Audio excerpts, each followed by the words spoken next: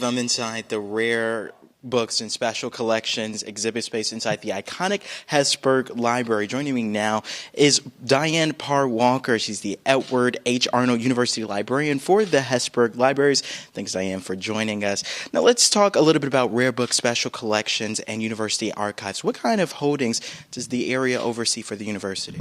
Sure. Rare Books and Special Collections area has a vast treasure trove of historic documents of all kinds, maps, manuscripts, books, photos, newspapers.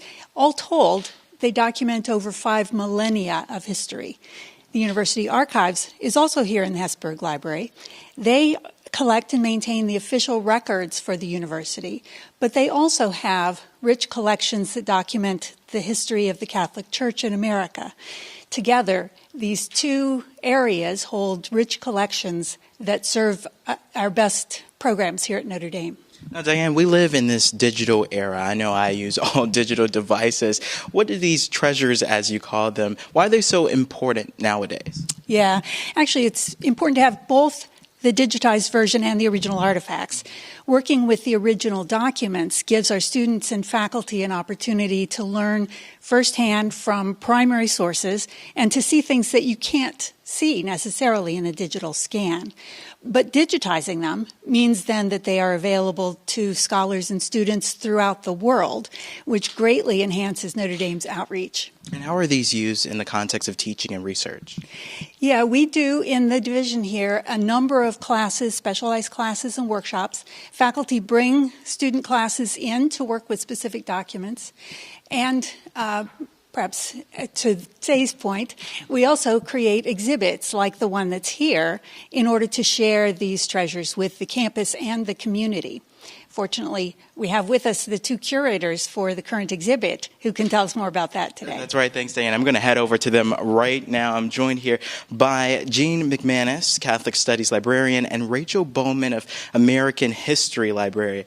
Tell us a bit about the collections in the current exhibit. Thanks. The vision for the Catholic collections at Notre Dame really came from our first librarian, Jimmy Edwards, who had great ambitions to collect the history of the Catholic Church in the United States. There are two distinct areas of the collections, the archives and the libraries.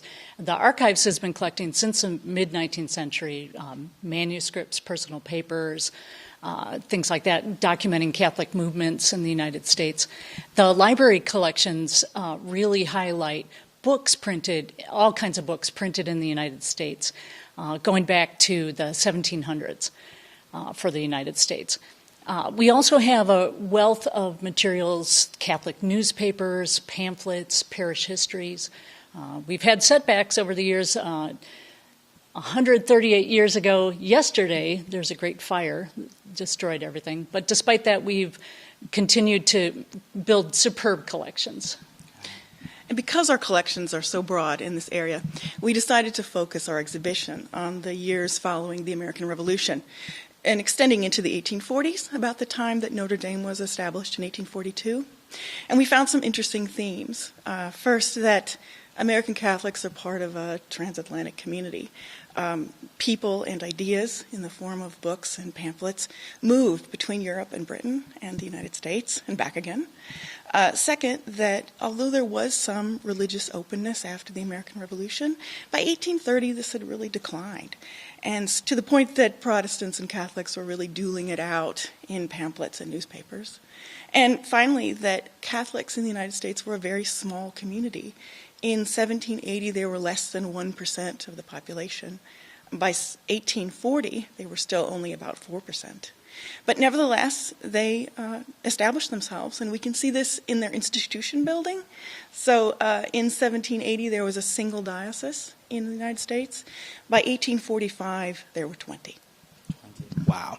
Well, how does this tie in? Because I know there's a big anniversary coming up. How does it tie into the 175th anniversary, as well as the Notre Dame Trail event? Well, we really feel like our exhibit's a prehistory of Notre Dame.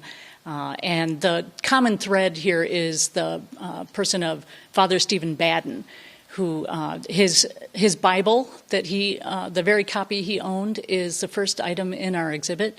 He carried that with him to his mission territories in Kentucky and Indiana. And if we fast forward to the end of our exhibit, in 1842, the Catholic Church extends all the way to Indiana. And this is the growing Catholic world that Father Soren finds at the end of the trail.